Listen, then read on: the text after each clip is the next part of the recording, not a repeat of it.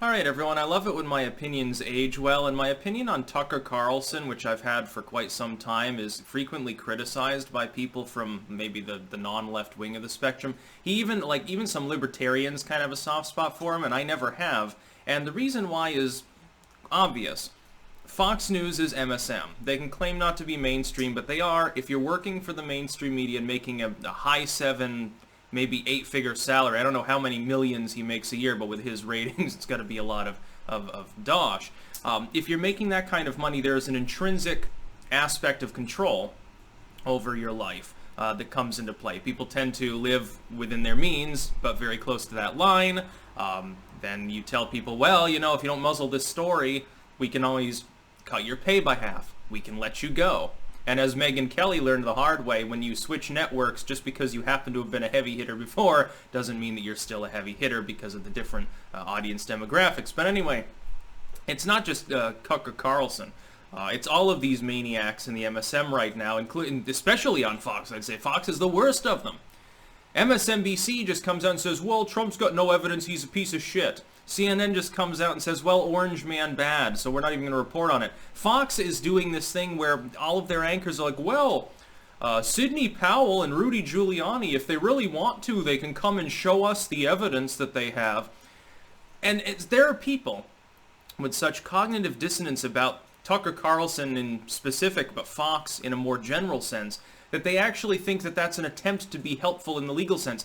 Let me tell you something with regards to the law. None of you should be lawyers or legal understudies or anything. But make sure that if you ever get sued, you lawyer up and you shut your goddamn mouth. Because if you think that it's a good idea to go into pending litigation and literally hand the person that you're litigating against all of your evidence by talking about it on national TV so that they can effectively formulate a counterargument because they have that material, instead of hiding it from them to the best of your ability, letting them wonder what you have in hopes that they can't provide a defense, you're nuts. Completely crazy. And Cucker Carlson knows this. He knows full well, and here's the grift. He's got enough legal expertise to know. He understands enough about the world in the civic sense to know that no competent lawyer would go on a syndicated program and start talking about the evidence that they have. So his offer to Sidney Powell and to Giuliani, to Trump's team in general, to showcase the evidence so that they can prove before the American people that there was fraud, is pointless. Now, Trump would rather potentially win the case, lose the battle but win the war, as opposed to vice versa. They're saying basically to Trump, well, pony up, belly up to the bar. You're claiming that there was fraud. You're accountable to the MSM to show us that there's fraud. Dude, let me make one thing perfectly clear.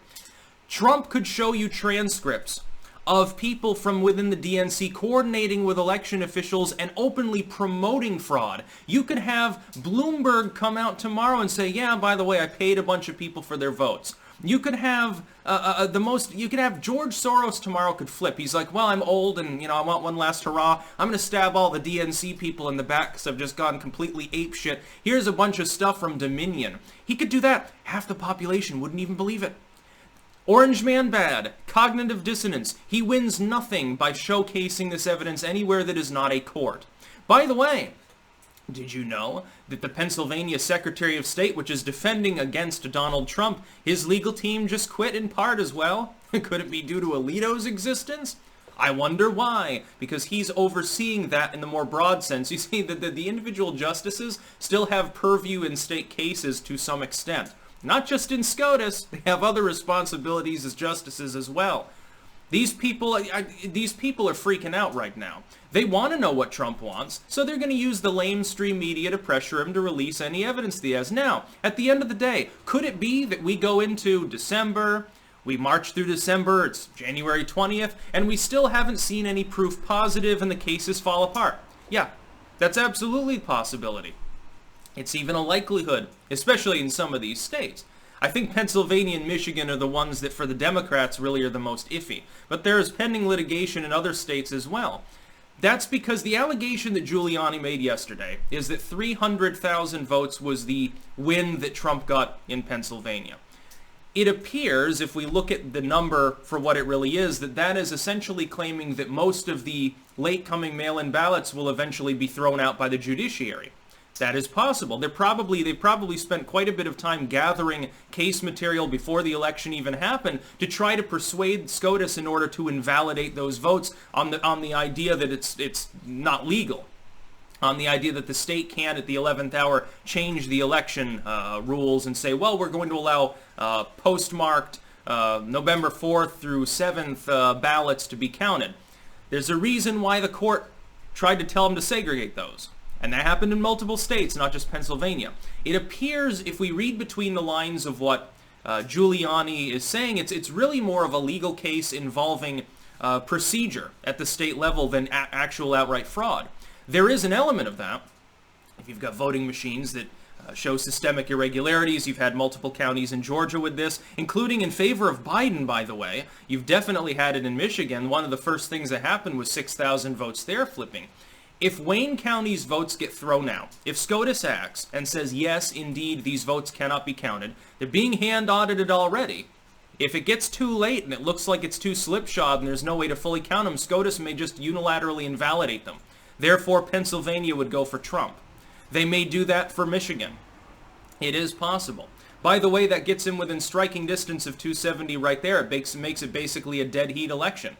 By the way, if that happens, even if Biden ends up carrying it by the, I think, 2 electoral votes that he would have as an advantage, can you imagine a situation where Biden goes in having barely won against a person who's declared to be Adolf Hitler and who now they're saying is also trying to overturn the election results? Look at CNN's front page right now, and all it is a wall of text regarding Trump is having a Trumper tantrum. He won't accept the election results. Meanwhile, when I see the entire MSM, including Fox, all of the establishment Republicans, all of the Democrats, when I see the scum and sleaze of DC and Wall Street and Hollywood, all rank and file, completely conjoined with zero dissent, I start wondering whether there's a reason for that that goes beyond their nobility, their duty to the Constitution and to our solemn American way of life. These are the people that throw young men into the meat grinder in the Middle East, that are constantly doing crazy shit, that screw the middle class every time they change the tax code, that screw the working class with regulations constantly. Yeah, I'm sure they have such nobility. They're the good guys. George Soros, Michael Bloomberg, Mitt Romney, is the Bush family. They're the good guys. You see, you've got to have been indoctrinated by years of propaganda to believe these things. So when I see Tucker Carlson making a stupid offer that he knows is not going to be taken up, hey, Rudy, you got evidence, you can come on my show and give it to, I want more ratings. No, that'd be that would be Rudy Giuliani throwing Trump under the bus. That would be Sidney Powell basically saying, you know what, it's not going to work, so screw it. I want a little fame, I'm going to write a book about this. By the way, it'd be malpractice. They're acting lawyers for Trump. They're acting his attorneys. They can't go on TV and reveal the evidence that they have before litigation. They're not going to say, well, we want to have a case, we want to have hearing in front of the judge. By the way, here's all the evidence that we have so that you have 3 or 4 days to prepare a better counter-rebuttal. They're not going to do that. Tucker Carlson fucking knows it too. He's a fucking grifter. That's about all. Peace out.